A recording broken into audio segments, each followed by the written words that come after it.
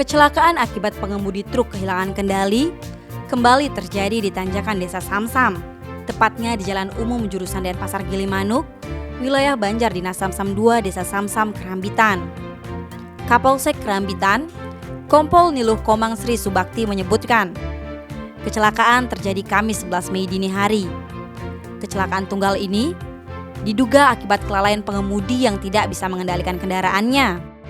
Kronologis kecelakaan yang melibatkan truk Mitsubishi diesel tersebut, tuturnya, bermula ketika truk yang dikendarai Edi Santoso 45 tahun melaju dari arah Gilimanuk menuju Denpasar.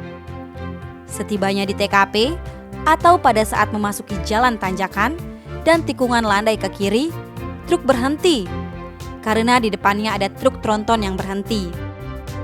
Karena beban truk terlalu berat dan berhenti dalam waktu lama, truk yang mengangkut tanaman ini perlahan mundur lantaran rem truk tidak kuat menahan beban. Akibatnya, truk mundur ke kiri dan terperosok ke got di sebelah timur jalan, lalu terguling. Beruntung, pengemudi truk selamat meski sempat dibawa ke puskesmas setempat.